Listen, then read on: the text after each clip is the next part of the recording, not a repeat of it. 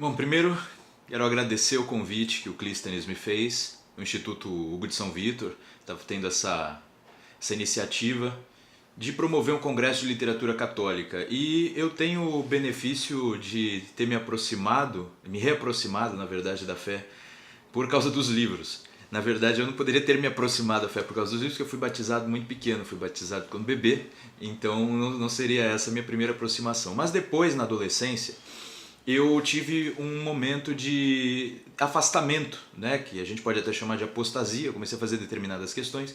Estudei sempre em colégio católico. Eram colégios de freiras e depois eu fiz universidade católica, com muitos padres, inclusive. Meu primeiro curso foi filosofia. E nesse processo todo, eu lembro que muitas perguntas que eu fazia, e não eram perguntas muito bem, digamos assim, tecnicamente, perguntas filosóficas, não eram perguntas muito bem estruturadas, mas eram perguntas de adolescente petulante. De qualquer forma, algumas delas elas evidenciavam algumas inquietações muito sérias ligadas à religião. E eu percebia que não respondiam para mim, nem os professores muito católicos, muitos deles, nem mesmo minha família, e nem tampouco os freis ligados aí à paróquia, que era por sua vez vinculada ao colégio onde eu estudei. Então eu comecei a entender que a fraqueza intelectual daqueles que me orientavam era a fraqueza da Igreja Católica. E essa associação que eu fiz me levou muito longe. Um pouco depois dessa fase, eu comecei a procurar as respostas às minhas perguntas em muitos outros lugares, e foi por meio dos livros que eu também me desviei, fui para longe, fui parar em grupos que estudavam justamente como a igreja ela atrapalhava, digamos assim, o desenvolvimento intelectual e moral das pessoas. Até que, como aluno do professor Olavo de Carvalho, foi justamente estudando com o professor Olavo de Carvalho que eu comecei a perceber pela filosofia que muitas das perguntas poderiam ser respondidas pela filosofia católica, muitas perguntas que eu tinha. Então, o primeiro passo que eu tive que fazer foi o de ler alguns textos que explicavam melhor aquelas perguntas que para mim eram melhores respondidas em outros cantos. Então eu precisei fazer aquele momento de dúvida. Olha, eu pensei que sabia o que era a igreja, o que era o pensamento da igreja, a doutrina da igreja, e na verdade eu não sabia quase nada ou nada. Então eu fui aos livros, né? E a literatura, não me refiro aqui só à palavra literatura como o conjunto dos livros, mas a literatura ficcional. A literatura passou também, para mim, a ser uma espécie de tela na qual eu pudesse examinar os personagens à luz daquilo que eu estava aprendendo na fé católica. Tanto que eu cheguei a um ponto em que desenvolvi um curso pelo Instituto Borborema, no qual eu chamei o curso de Se Aquino Lesse Shakespeare, né? Então, nesse curso, eu fiz uma relação de um aspecto só. É claro que nós estamos hoje em dia vitimados aí pela questão da propaganda, então tudo que a gente faz tem que ter um certo marketing. Então é claro que eu não peguei toda a doutrina de São Tomás de Aquino e cruzei com toda a literatura de Shakespeare, é impossível, mas o que eu fiz foi fazer um breve recorte, de tratar dos 7 pecados capitais. Esse livro aqui é uma tradução do Jean Lauan, né, pela Martins Fontes.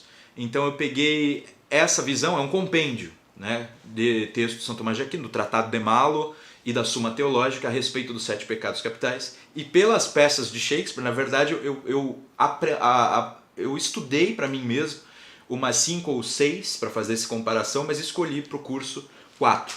Então eu consegui fazer esse cruzamento, isso foi muito importante também, para eu entender melhor essa questão moral da igreja. Ao mesmo tempo em que, como por muito tempo eu lecionei, né, eu me formei em filosofia, virei professor de filosofia, e lecionei por muito tempo estudos sobre livros clássicos, né, na acepção adleriana do termo. Mortimer Adler dizia que os livros clássicos são os livros mais importantes que fizeram com que a humanidade, na verdade o Ocidente, a gente não trata do Oriente, o Ocidente alcançasse certos patamares de pensamento.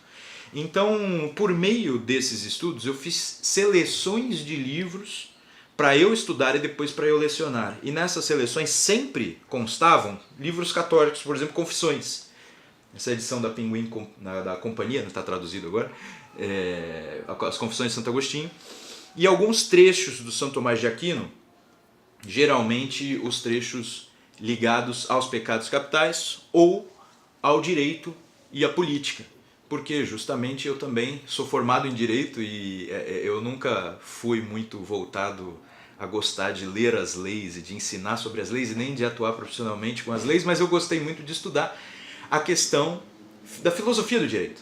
Então, esse é um livro, uma compilação de um francês, provavelmente o francês mais bem atualizado com a literatura católica em relação ao direito. Michel Villet, ele tem um livro que é um tomo muito grande sobre a história da filosofia do direito, contada também sob o ponto de vista católico, que eu não sabia, né? Antes eu não tinha essa visão. Então, assim que eu comecei a dar os passos de aproximação, foi mesmo pela filosofia e pelas respostas às minhas perguntas. Me formei em filosofia estudando moral. Meu primeiro TCC como bacharel em filosofia foi sobre ética. E o meu segundo, como licenciado em filosofia, foi sobre educação moral. E eu trabalhei só de modo bastante laico, por isso que foi muito interessante eu vir parar em São Tomás de Aquino para buscar essas respostas. Mas vamos às minhas perguntas, aquelas perguntas de deísta, afastado do catolicismo, com alguma petulância e pouco conhecimento tradicional. Uma das minhas primeiras perguntas era sobre a fé. A minha ideia de fé era aquela de aproximar o termo fé de credulidade, como se fosse a mesma coisa. Fé e crença cega. E isso faltava-me estudo e prática para observar o que significa de fato fé.